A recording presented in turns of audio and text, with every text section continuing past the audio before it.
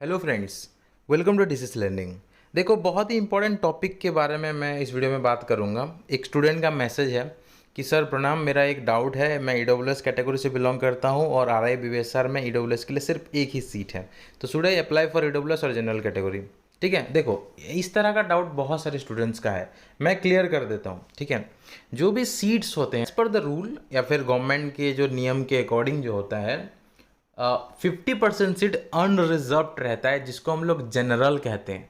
General actually कोई category नहीं है, जो किसी भी कैटेगरी में नहीं आते या फिर जो रिजर्व्ड कैटेगरी में नहीं आते। ठीक है, किसी भी कैटेगरी नहीं बोल सकते, जो रिजर्व कैटेगरी में नहीं आते, ठीक है, उनको जनरल कहते हैं। जो थोड़ा मतलब जिनका जाति ऊपर है, ठीक है, जातिवाद सिस्टम को तो मैं सपोर्ट नहीं करता, लेकिन जो भी चल रहा है नियम, जो उच्च जाति के हैं, ठीक है, उनको जनरल कहा जाता है और उनको रिजर्वेशन नहीं मिलता। तो जिन लोगों को रिजर्वेशन नहीं मिलता उनको हम लोग बोलते हैं जनरल, और वो जो सीट के लिए फाइट करते हैं उसको बोला जाता है अनरिजर्व्ड। तो अनरिजर्व्ड एंड जनरल ये सेम चीज़ है। ठीक है, तो कोई भी एग्ज़ाम आप देते हो, आप आरआई का एग्ज़ाम दो, सीयूईटी या किसी भी एग्ज़ाम देते हो, कोई भी जॉब का एंट्रेंस देते हो, यूपीएससी देते हो, कोई भी एग्ज़ाम देते हो, तो वहाँ पे हमेशा जो है 50% सीट अनरिजर्व्ड रहता है। और उस सीट के लिए अनरिजर्व का मतलब वहां पे सबका अधिकार है, किसी का रिजर्वेशन नहीं है। ठीक है, सेंट्रल गवर्नमेंट में अगर 27% रिजर्वेशन है ओबीसी कैटेगरी के लिए,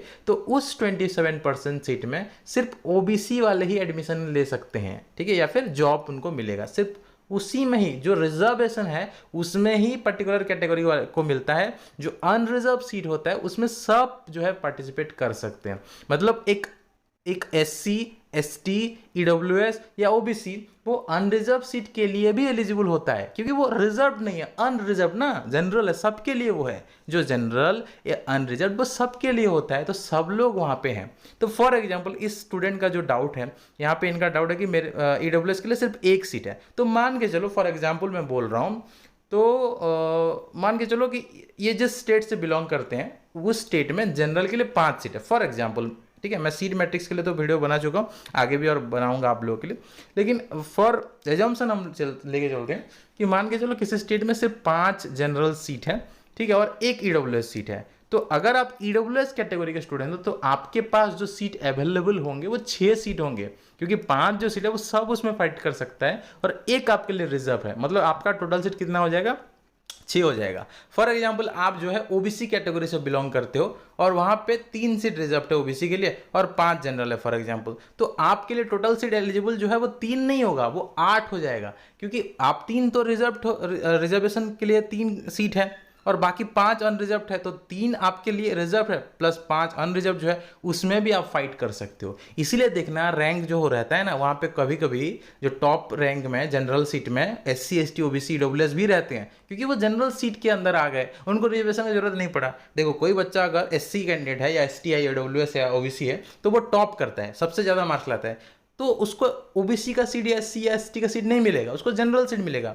ऐसे ऐसे करके जो टॉपर्स होंगे उनको सीट मिलता जाएगा, और फिर जो है कटअप टॉपर जो मतलब जनरल कटअप में नहीं आएंगे उनको रिजर्वेशन का सहारा लेना पड़ता है, नहीं तो रिजर्वेशन का सहारा लेना नहीं पड़ता जो अच्छा परफॉर्म करते हैं। तो इसीलिए अगर आप एक एससी हो तो आपको एससी के सीट्स के साथ साथ जनरल का सीट भी आपके लिए अवेलेबल है, एसटी हो तो एसटी के साथ साथ जनरल का सीट अवेलेबल है, ओबीसी हो तो ओबीसी के साथ साथ जनरल का सीट अवेलेबल है, एंड अगर आप ईडब्ल्यूएस हो तो ईडब्ल्यूएस के साथ साथ आपको जनरल का सीट भी अवेलेबल है। तो ऐसा मत सोचो कि मैं जनरल के लिए अप्लाई करूँ तो मुझे ज़्यादा सीट मिलेगा। आप रिजर्वेशन कैटेगरी के लिए अप्लाई करोगे तो ही आपको ज़्यादा सीट मिलेगा, क्योंकि जनरल या अनरिजर्व के लिए तो वही फिक्स्ड उतना ही है। अगर आप रिजर्वेशन लेते हो तो वो फिक्स्ड 5 सीट फॉर एग्जांपल जैसे मैंने इस वीडियो में बताया, वो 5 प्लस रिजर्वेशन दोनों आपका ऐड हो जाएगा और वो टोटल आपके लिए सीट अवेलेबल हो जाएंगे। इसीलिए हमेशा अगर आपके पास रिजर्व कैटेगरी है तो आप रिजर्वेशन से अप्लाई करना, जनरल से मत करना। हाँ, अगर आपके पास रिजर्वेशन नहीं है तो आप जनरल से अप्लाई करो। ठीक है, आई होप मैंने क्लियर कर दिया आपका इस डाउट को।